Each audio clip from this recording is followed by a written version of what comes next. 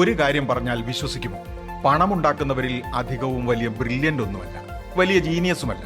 പക്ഷേ അവർക്ക് അങ്ങേയറ്റത്തെ ക്ഷമയുണ്ട്. പലർക്കും തോന്നാറുണ്ട് പെട്ടെന്ന് പണക്കാരനാകണം, പെട്ടെന്ന് നേട്ടം കിട്ടണം എന്ന് വെച്ചാൽ രാഖി രാമാനം സക്സസ്, ഉറങ്ങി വെളുക്കുമ്പോൾ ലാഭം കയ്യിൽ കിട്ടണം. പക്ഷേ സത്യം എന്താണെന്ന് പറഞ്ഞാൽ ഫിനാൻസ് അങ്ങനെ ഓവർനൈറ്റ് വർക്ക് ചെയ്യില്ല. ഫിനാൻഷ്യൽ ഹാബിറ്റ്സിന്റെ റിയൽ ഇമ്പാക്റ്റ് കാണാൻ ശരാശരി 7 വർഷമെടുക്കും. 7 വർഷം ബോറിംഗ് ഡിസിപ്ലിൻ. പലപ്പോഴും മതിയാക്കാം എന്ന് തോന്നിപ്പോകും. പലരും ഇടയ്ക്ക് വെച്ച് നിർത്തുന്നത് പ്ലാൻ തെറ്റായതുകൊണ്ടല്ല, ക്ഷമയില്ലാത്തത് കൊണ്ടാണ്. പക്ഷേ വിജയിക്കണമെങ്കിൽ ക്ഷമ കാണിക്കണം. കാശ് വർക്ക് ചെയ്യുന്നത് പതുക്കെയാണ്, ബാക്ക്ഗ്രൗണ്ടിൽ നിശബ്ദമായിട്ടാണ്. പ്രതിമാസ SIP, നിശബ്ദമായ സേവിങ്സ്, അതങ്ങനെ കോമ്പൗണ്ട് ചെയ്തു വളരും.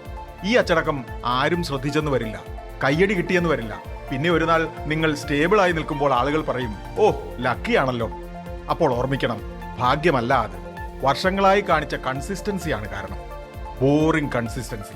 ശരിക്കു പറഞ്ഞാൽ പതിയെ മാത്രം വളരുന്നത് മരവിച്ചു നിൽക്കുന്നതിന് തുല്യമല്ല എന്ന് മാത്രമല്ല, പതുക്കെയുള്ള വളർച്ചയെ പിടിച്ചു കെട്ടാനാവില്ല. കേട്ടിട്ടില്ലേ, പയ്യെ തിന്നാൽ പനയും തിന്നാം.